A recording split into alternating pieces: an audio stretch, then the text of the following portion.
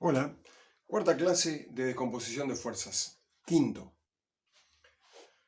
Habíamos concluido que en el eje Y teníamos reposo del objeto respecto del eje Y. Por lo tanto, había equilibrio traslacional. Por lo tanto, la suma de fuerzas me daba cero. Como la suma de fuerzas me daba cero, normal más P sub I, que son la suma de fuerzas, porque son las únicas dos que trabajan allí, normal más P sub I me tiene que dar cero. Lo cual me indicaría que la normal tiene el mismo valor que P sub I. Y eso es así, es correcto. Calculando P sub I obtenemos el valor de la normal.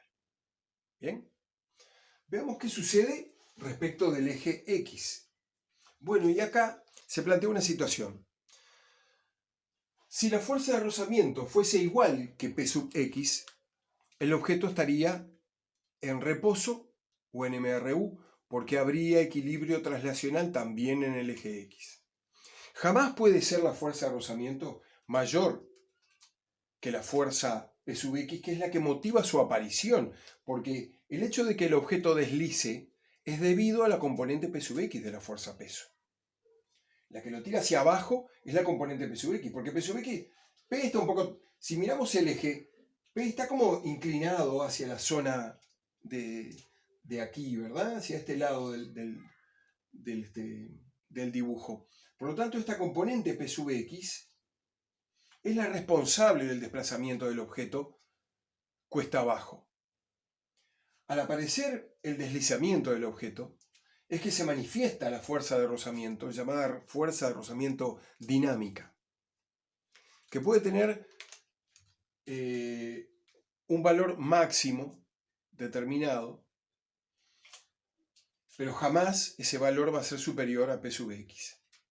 Jamás va a ser superior, puede ser igual, ¿sí? Pero nunca va a ser superior.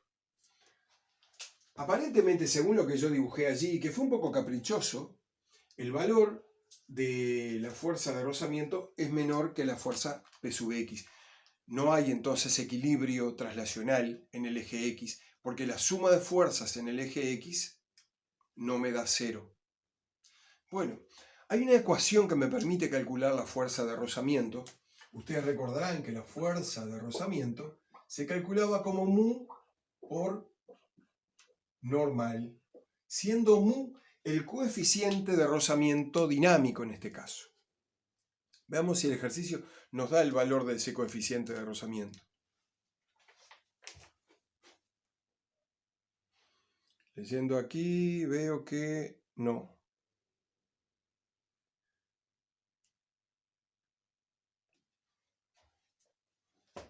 Bien. No nos da ese valor, entonces no podemos hacer el cálculo numérico del valor de la fuerza de rozamiento. Pero esta es la ecuación que nos va a permitir calcularla si conociéramos mu, porque la normal la habíamos calculado, tenía el mismo valor de la fuerza P sub I, que valía 200 newton. Así que la normal valdría 200 newton. Si el coeficiente mu valiera, por ejemplo, 0,10, haríamos 0,10 por 200, lo que nos daría 20. ¿Correcto? Bien. La parte final del ejercicio nos dice, ¿cambiarían tus respuestas si el cajón bajara por el plano con velocidad constante? Bueno, a ver, ¿cambiarían tus respuestas si el cajón bajara por el plano inclinado con velocidad constante? Si baja con velocidad constante, está en MRU. Si está en MRU, hay equilibrio. Si hay equilibrio, la suma de fuerzas en el eje X valdría 0. Si la suma de fuerzas en el eje X vale 0, es porque P sub X tiene el mismo valor que la fuerza de rozamiento. ¿Correcto? Si ese fuera el caso, la respuesta que dimos anteriormente no cambiaría. El valor de la fuerza de rozamiento seguiría teniendo este valor. Seguiría siendo el mismo, se calcula de la misma manera.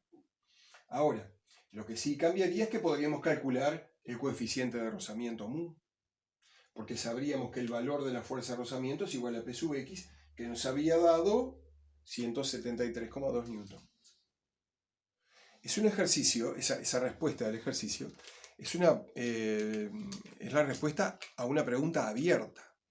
Porque esa parte, la última parte, es una pregunta abierta. Abierta al análisis. Son los más difíciles de responder muchas veces, porque uno tiene que extrapolar los cálculos que hizo a una situación hipotética. ¿Se entendió? Lindo problema.